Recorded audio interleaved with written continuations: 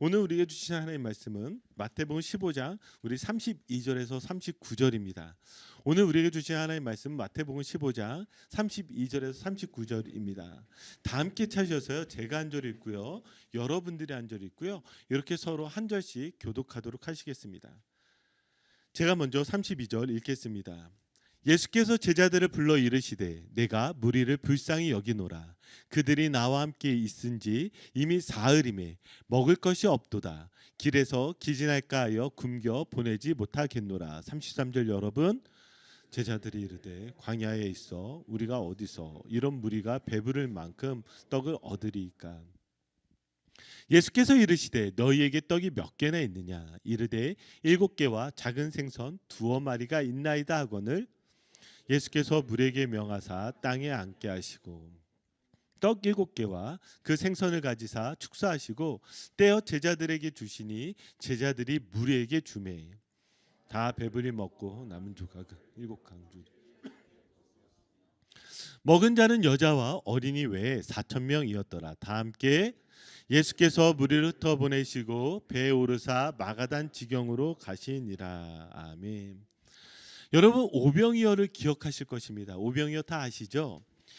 떡 5개와 물고기 2마리로 장정만 5,000명을 먹이고 12바구니나 남게 했던 그런 놀라운 기적입니다. 그런데 여기에서 끝나지 않고 마태복음은 다시 우리에게 칠병이어를 보여주고 있습니다. 자, 칠병이어는요. 떡 7개와 물고기 2마리로 장정만 4,000명을 먹이시고 7광주리가 남은 놀라운 기적입니다. 여러분 어떠십니까?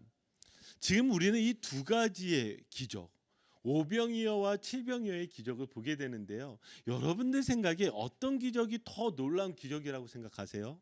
오병이어가 더 대단할까요? 칠병이어가 더 대단할까요? 너무 어려운 질문을 했죠. 예. 딱 숫자만 보면 오병이어의 기적이 더 대단하지 않습니까? 아마 그러다 보니까요. 여러분들이 교회를 오래 다녔음에도 불구하고 오병이어 기적에 대한 설교는 참 많이 들었는데 칠병이어 기적에 대한 설교는 아마 잘 들어보지 못했을 거예요. 그 이유는 무엇이냐면 오병이어나 칠병이어나 다 똑같은 뜻을 가지고 있습니다. 그것이 무엇이냐면 예수님께서 오병이어와 칠병이어를 통해서 무엇을 보여주시죠? 예수 그리스도라는 이 놀라운 떡, 예수 그리스도를 통해서 주어지는 그 종말론적 구원의 은혜가 바로 오병이어와 칠병이어를 통해서 이루어졌기 때문입니다. 자, 그러면 우린 여기에서 질문이 생기게 됩니다. 두 가지의 질문이 생기는데 그것이 무엇이냐면 여러분 첫 번째는 오병이어의 기적이 어디에서 등장한 줄 아십니까? 마태복음 몇 장에 등장한지 혹시 기억하세요? 분명히 설교는 언젠가 들었던 것 같은데 그죠? 마태복음 14장입니다. 저희가 지금 15장이니까요. 불과 한 장밖에 되지 않습니다. 이상하잖아요.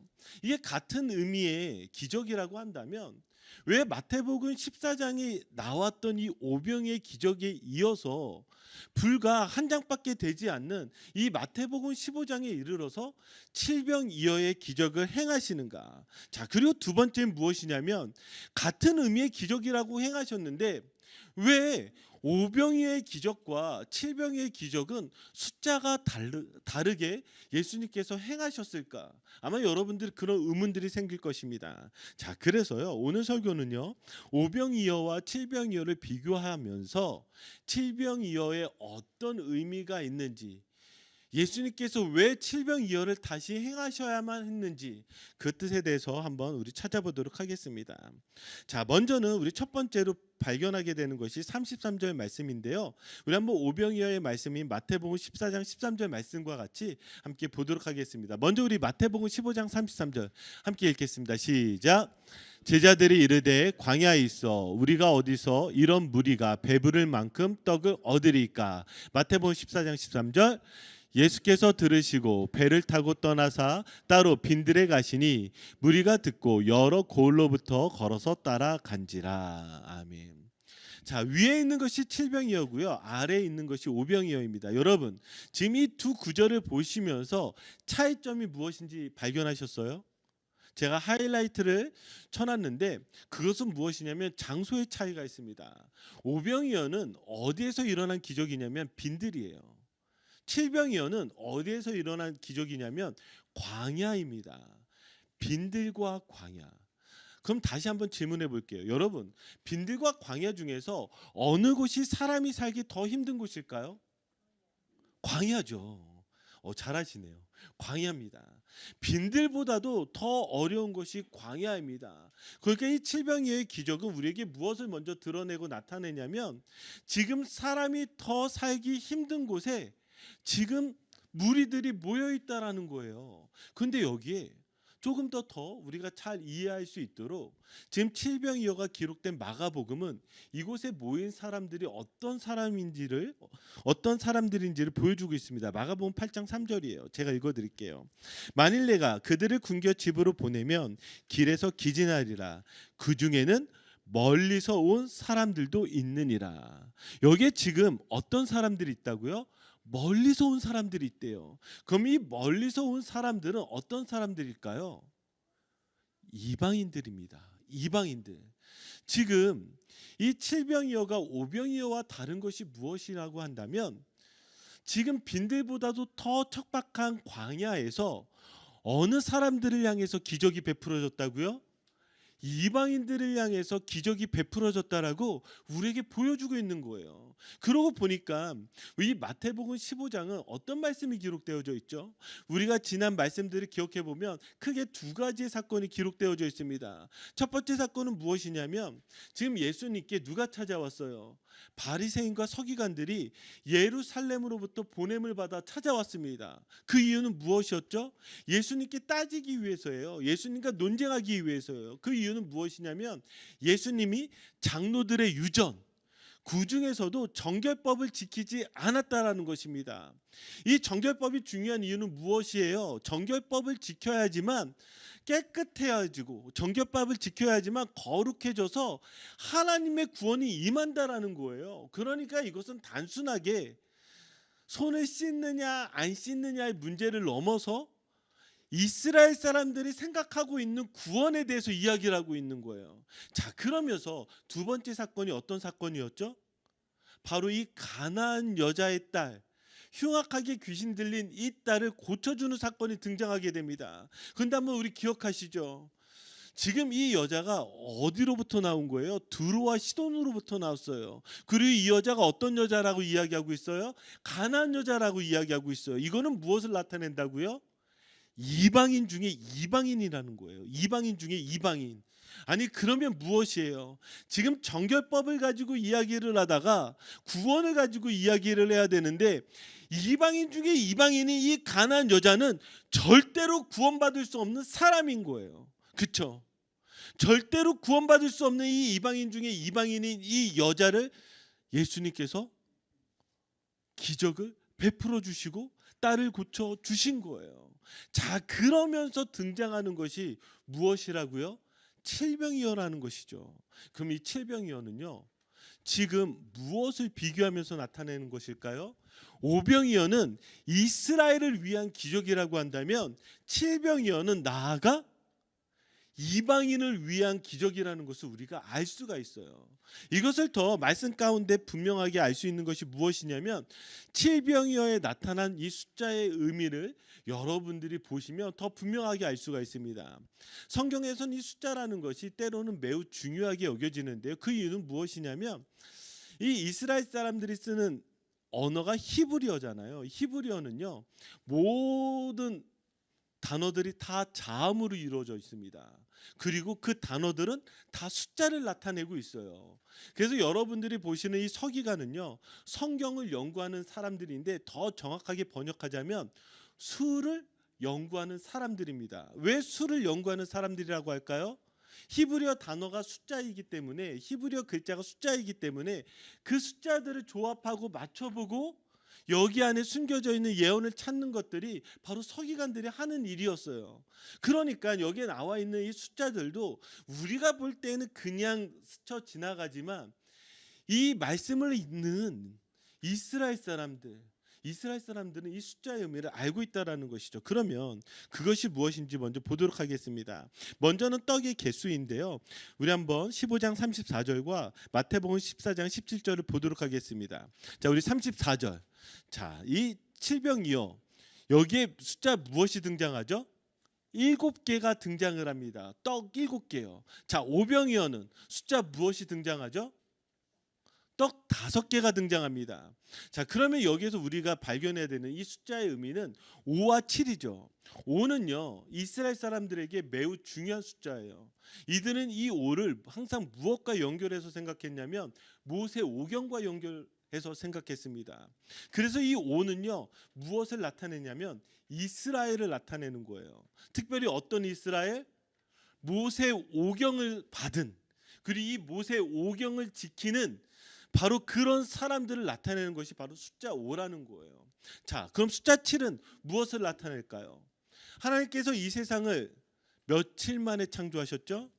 7일 만에 창조하셨습니다. 그래서 이 7이라는 숫자는요, 완전수이기도 하지만 어떤 수를 나타내기도 하냐면 이 모든 세상을 나타내는 것이 바로 숫자 7입니다.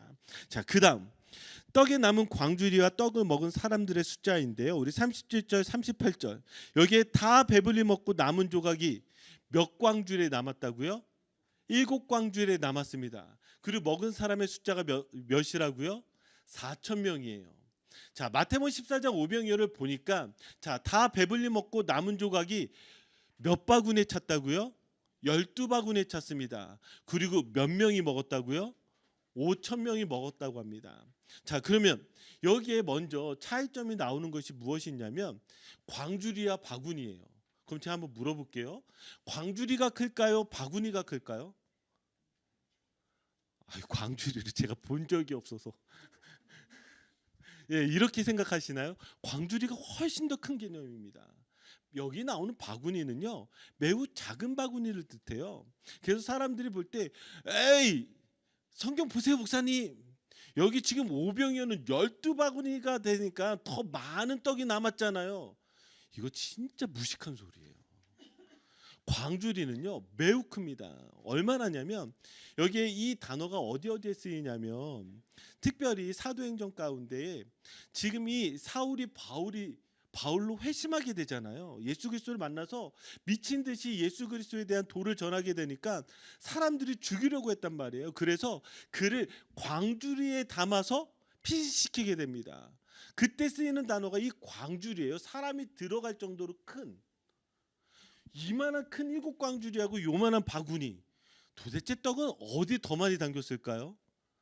정확하진 않겠지만 예, 우리가 생각하듯이 12바구니가 더 큰 건 아닙니다. 그럼 다시 숫자로 들어가서 여기에 보면 7광주리는 여러분 잘 아시죠? 아까 제가 이야기 드렸으니까요. 그럼 여기 왜 4천 명일까? 이 4천 명이 4자라는 숫자는요, 사방을 나타냅니다. 그래서 이 4자는 무엇을 나타내기도 하냐면 바로 이방인을 나타내는 숫자이기도 합니다. 여기에 이 12바구니의 이 12는 무엇을 나타낼까요? 이스라엘의 12지파를 나타내죠. 그래서 모든 이스라엘을 표현할 때 이 12라는 숫자를 사용하는 거예요. 자, 우리 5천 명이 먹었다 했죠. 5자를 우리 다 기억하고 계시죠? 5가 무엇이라고요? 이스라엘을 나타낸다는 것입니다.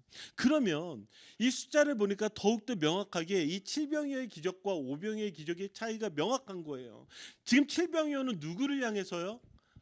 온 세상을 향한, 이방인들을 향한 놀라운 기적이라는 것을 알 수가 있고요. 오병이어는요, 이스라엘을 향한 그 기적이라는 것을 우리가 알 수가 있습니다.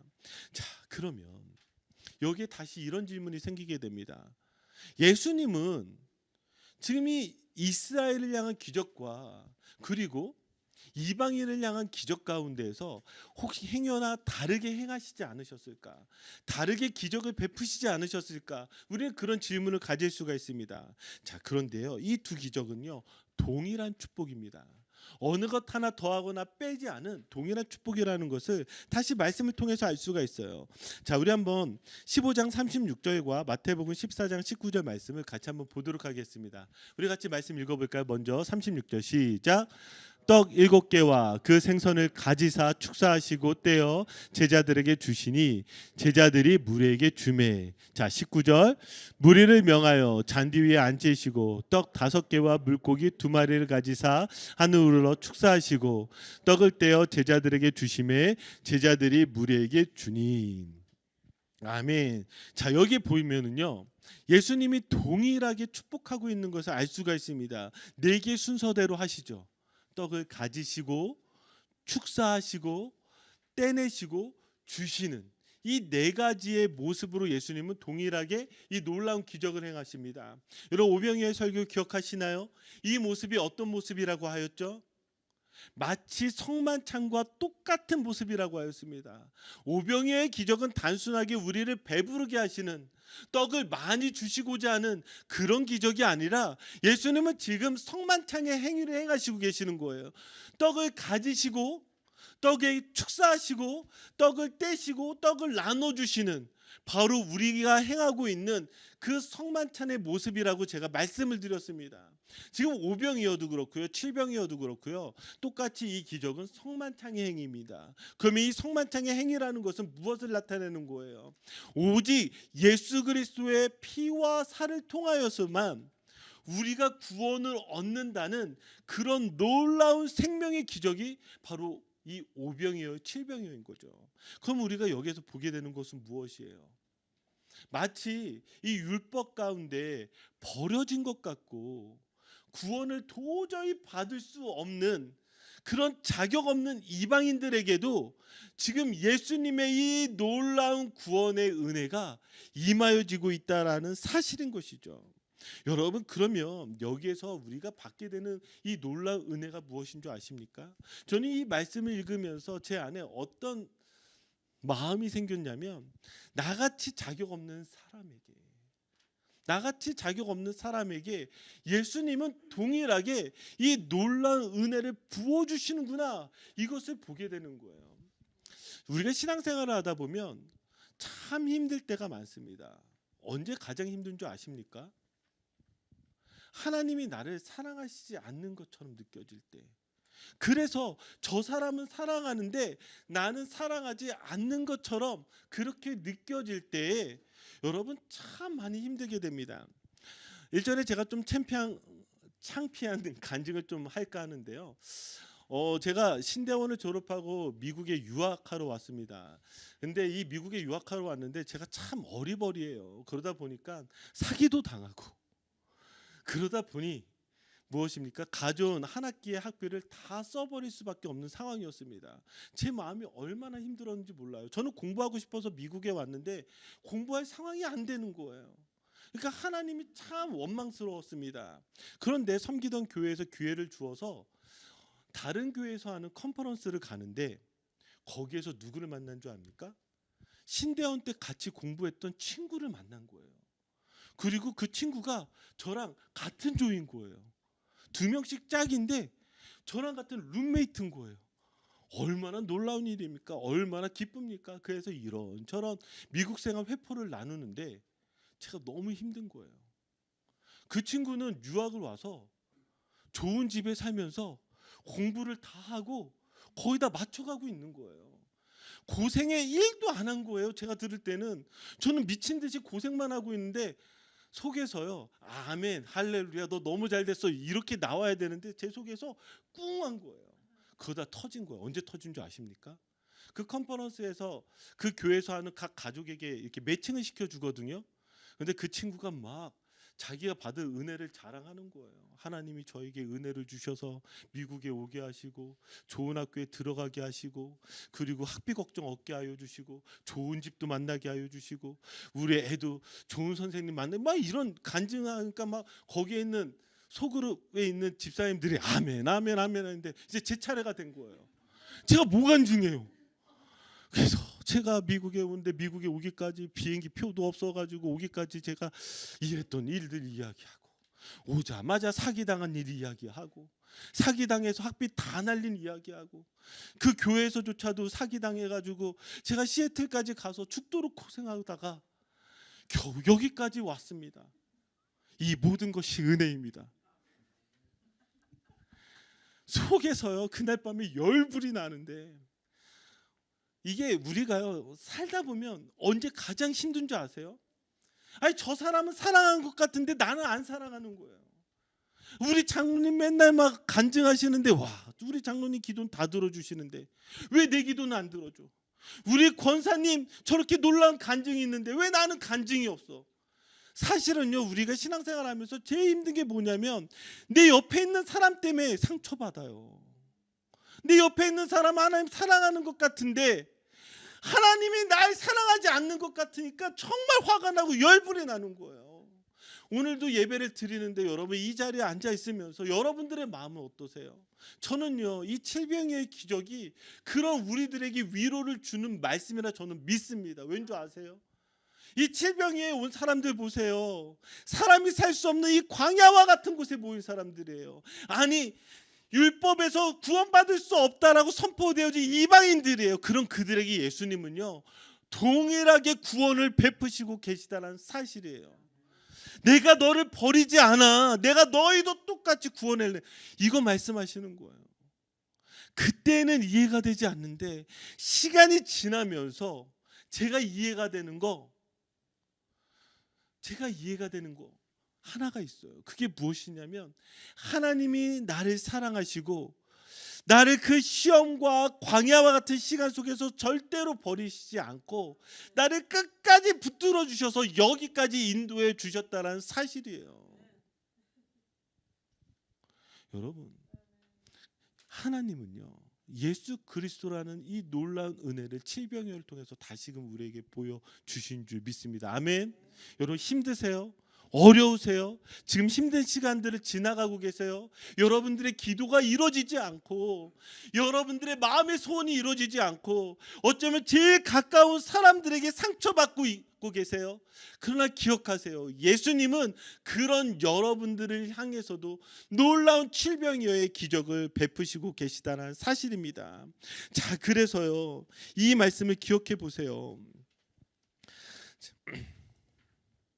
마태복음 9장 12절인데요. 자, 우리 한번 같이 읽겠습니다. 시작. 예수께서 들으시고 이르시되 건강한 자에게는 의사가 쓸데없고 병든 자에게야 쓸데있느니라. 아멘. 뭐라고요? 예수님께서 뭐라고 말씀하셨냐면 건강한 자에게 의사가 쓸데없대요. 누구에게 쓸데있는 거예요? 병든 자에게 쓸데있는 거예요. 그러면서 예수님 뭐라고 말씀하신 줄 아세요? 내가 의인을 부르러 온 것이 아니라 죄인을 부르러 왔노라. 지금 어쩌면 우리 안에 방황하고 있고 힘들어하고 있고 하나님이 마치 나를 버리신 것처럼 느껴지고 계신 분이 계시다면 예수님은요 오늘 이 시간 그분을 향해서 말씀하고 계신 거예요. 너가 자격이 있거나 너가 조건이 있거나가 아니라 그럼에도 불구하고 내가 너를 부르러 왔노라. 그 부름 가운데 아멘하며 나아가시는 저와 여러분들이 되기를 주님의 이름으로 축복합니다.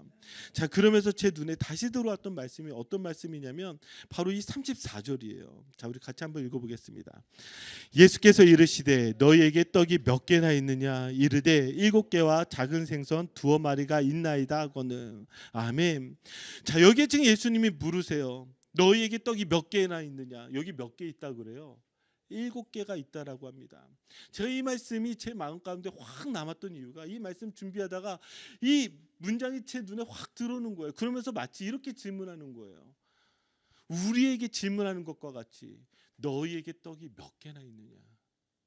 지금 너희가 살고 있는 인생 가운데서 너희에겐 떡이 몇 개나 있느냐라는 거예요. 이 질문은 그럼 어떤 질문이 되는 거예요? 너를 지켜주고 있는 너에게 생명을 주고 있는 그 떡이 몇 개나 되냐는 거예요. 마치 이런 것과 똑같은 것이죠. 너를 지켜줄 좋은 집이 있니? 너 많은 재산을 가지고 있니? 너는 보험은 있니? 너 주식과 혹은 부동산에 투자하고 있니? 그런 것들 얼마나 가지고 있어? 마치 이렇게 질문하는 것처럼 느껴지는 거예요. 그러면 여러분 여기서 여러분들이 얼만큼을 자랑할 수 있으세요? 정말 여러분들이 가지고 있는 것들이 여러분들을 지켜줄 떡이라고 생각하십니까? 그게 있어서 여러분들의 인생이 안전하다고 생각하세요? 우리가 자랑할 수 있는 거요 여러분 마치 이런 것과 똑같아요. 내가 수많은 것 가지고 있다 할지라도 지금 당장 먹을 거 아니면 무엇이에요? 한 치 앞도 모르는 인생이기 때문에 지금 당장 교회 문 밖을 벗어나면 내가 어떻게 될지 모르는 거잖아요. 여러분들이 가지고 있는, 내가 자신하고 있는 그 수많은 것들이요, 여러분들을 지켜주고 있지 못하다라는 사실이에요. 그래서 마치 아주 초라한 떡 7개밖에 되지 않는 것이 바로 여러분들이 가진 것이 아닙니까? 하나님 앞에 제가 다시금 이 질문들을 들으면서 예수님 앞에 이렇게 고백할 수밖에 없는 거예요. 예수님, 맞아요. 내 인생에 내가 자신하고 있다라고 생각하는 그 모든 것들 세고 세봐도 떡 7개밖에 되지 않습니다. 이거요, 당장 지금이 지나면 내일 일을 알 수 없는 것이 인생과 같이 저 이거 가지고 살 수 없어요. 그러니까 무엇을 구하게 되는 거예요? 다시금 예수 그리스도의 은혜를 구하게 되는 것이죠. 이 칠병의 기적을 들으면서 여러분들이 무엇을 계속해서 여러분들 마음 가운데 느끼셔야 되냐면, 병든 자의 심정을 느끼셔야 되고요, 죄인의 심정을 느끼셔야 되고요, 이 세상에 이방인과 같다라는 그 심정을 느끼셔야지만 주님 오늘 내게 오셔서 이 칠병이어의 기적을 베풀어 주시옵소서 이렇게 기도할 수 있는 것입니다. 사랑하는 성도 여러분, 우리 주님은요, 여러분들을 반드시 찾아오실 줄 믿습니다. 아멘. 그래서 우리에게 이 말씀 주시는 거예요. 32절입니다. 우리 같이 읽겠습니다. 시작. 예수께서 제자들을 불러 이르시되 내가 무리를 불쌍히 여기노라. 그들이 나와 함께 있은지 이미 사흘임에 먹을 것이 없도다. 길에서 기진할까 하여 굶겨 보내지 못하겠노라. 아멘. 먼저 우리가 여기에서 살펴볼 영적인 의미가 하나가 있는데, 그것이 첫 번째로 먼저 이미 사흘임에입니다. 이상하잖아요. 바로 기적을 베풀어 줄 수 있는데 이 사흘이라는 시간 동안에 예수님은 기적을 베푸시지 않습니다. 그러면 이 사흘은 무엇을 뜻하고 있을까요? 사흘은요, 마치 우리에게 주는 이 영적인 의미가 예수 그리스도께서 십자가에서 죽으신 그 날이 며칠이죠? 사흘이죠. 사흘, 3일이요. 이건 우리에게 무엇을 나타낼까요? 자, 우리 한번 갈라디아서 2장 20절, 로마서 6장 8절 말씀 한번 보도록 하겠습니다. 우리 한번 같이 한 절 한 절 읽겠습니다. 시작. 내가 그리스도와 함께 십자가에 못 박혔나니 그런즉 이제는 내가 사는 것이 아니요 오직 내 안에 그리스도께서 사시는 것이라. 이제 내가 육체 가운데 사는 것은 나를 사랑하사 나를 위하여 자기 자신을 버리신 하나님의 아들을 믿는 믿음 안에서 사는 것이라. 로마서 6장 8절. 만일 우리가 그리스도와 함께 죽었으면 또한 그와 함께 살 줄을 믿노니. 아멘. 지금 성경은 우리에게 계속해서 무엇을 이야기하고 있어요? 예수 그리스도와 함께 십자가에 못 박혀 죽었다. 예수 그리스도와 함께 죽어야 한다라고 우리에게 이야기하고 있죠. 여기 이미 사흘임에라는 이 시간을 통해서 우리에게 주는 영적인 의미는요, 예수 그리스도와 함께 죽어가는 시간일 것입니다. 예수 그리스도와 함께 십자가에 못 박히는 시간일 것입니다. 저는 여러분들이 겪고 있는 지금 이 고통의 시간들, 고난의 시간들, 어쩌면 여러분들 뜻대로 되지 않고 여러분들 마음대로 되지 않는 이 시간들이 마치 무엇과 같냐면 예수 그리스도와 함께 십자가에 못 박히는 시간인 거예요. 지금은 당장은 아니지만, 지금 당장 내게 응답해 주시지 않는 것 같지만 왜 내게 이런 어려움을 주시나요? 왜 내게 이런 고난을 주시나요? 이렇게 우리가 기도할 때 그 시간은, 이 시간을 통하여 예수 그리스도의 십자가를 더 보게 하는 시간이라는 거예요. 어떻게요? 내가 죽지 않으면 살 수 없다라는 거, 예수 그리스도가 아니면 내가 도저히 살 수 없다라는 것을 깨달아 알게 하기 위해서 우리에게 이 고난이라는 것을 때로는 주시고 허락하신다라는 것이죠. 사랑하는 성도 여러분, 이거 기억하셔야 되는 거예요. 여러분들이 지금 이 사흘이라는 시간을 지나갈지도 모르겠습니다. 마치 이 광야와 이방인과 같이 버려진 이 시간들 속에서, 그러나 우리가 분명하게 기억할 것은 이것이 내가 예수 그리스도와 함께 십자가에 못 박히는 시간이라면, 그래서 죽어가는 시간이라면 예수 그리스도는 반드시 나를 살리신다라는 사실입니다. 저는 이걸 여러분들에게 꼭 전하고 싶은 거예요. 제가 우리 성도들의 요즘 기도의 제목들을 들으면서 얼마나 안타까운지 모르겠어요. 정말 얼마나 안타까운지 모르겠어요. 그러면서 그 안타까운 사정들 하나하나마다 그 속타는 그 심정 가운데, 이 심정들 안에 무엇을 다시 줄 수 있을까? 그거는요, 예수 그리스도와 함께 십자가에 못 박히는 시간이라는 것을 기억하시고 그 시간에 반드시 여러분들을 살리신다라는 거, 우리 주님께서 반드시 은혜를 주신다라는 것을 꼭 기억하셨으면 좋겠습니다. 아멘. 그래서 여기서 나오는 단어가 불쌍히 여기사라는 단어예요. 불쌍히 여기사라는 이 단어는 헬라어로 스플랑크 니조마입니다. 이 단어의 뜻은 내장이 끊어지다라는 뜻이에요. 이 내장이 끊어지다라는 이 뜻이 어떤 아픔을 나타낸다 그랬죠? 창자가 끊어지는 듯한 아픔인 거예요. 단장지혜라고 하죠. 이 창자가 끊어지는 듯한 아픔은 오직 누구에게서 느끼는 거예요? 자녀를 잃을 때 느껴지는 아픔이에요. 자녀가 죽었을 때 느껴지는 그 아픔이에요. 이 고통은 그 무엇과 비교할 수 없는. 근데 예수님이 바로 우리들을 향해서 그런 마음을 느끼시고 계시는 거예요. 그런 마음을. 그래서 예수님이 우리를 향해서 뭐라고요? 불쌍히 여기사. 그 한번 생각해 보세요. 여기에 모인 사람들이 광야와 같은 인생을 살아가잖아요. 율법에서 버림받은 이방인들과 같잖아요. 그런 그들을 향해서 예수님이 불쌍히 여기사 스플랑크 니주마이, 이 창자가 끊어진 듯한 아픔을 가지고 우리들을 바라보고 계시다라는 것이죠. 자, 그러면서 예수님 뭐라고 말씀하셨냐면 이렇게 얘기해요. 먹을 것이 없도다. 길에서 기진할까요? 굶겨 보내지 못하겠노라. 이 말은 무엇이에요? 지금 당장 은혜가 주어지지 않으면 이 사람들 돌아가면 쓰러질까 봐 예수님께서 아픔을 느끼시고, 그러면 한번 여기에서 적용해 봅시다. 여러분들이 오늘 이 시간에 은혜 누리지 못하고 돌아가면 그 한 주간의 삶 가운데에서 여러분들이 쓰러질까 봐 그런 아픔, 그런 두려움, 그런 슬픔을 느끼시는 것이 바로 예수 그리스도의 마음이라는 거예요. 제가 어제 말씀을 준비하면서 이 말씀 마지막에 제가 깨진 거예요.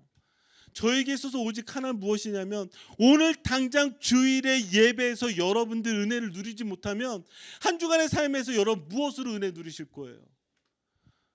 안 채워지니까 자꾸 유튜브에서 다른 목사님들 설교들 다 틀어놓게 되고, 그래도 안 채워지니까 뭔가 다른 공부들을 찾게 되고, 그래도 안 채워지니까 저희가요, 사실은 우리가 승부해야 되는 그 믿음의 장소는 어디냐? 바로 여기예요.